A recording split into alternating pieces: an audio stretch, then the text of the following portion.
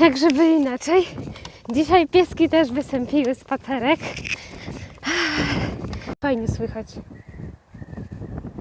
jak bambusy świszczą. No, to dobrze słychać. Byłeś, Kosiku?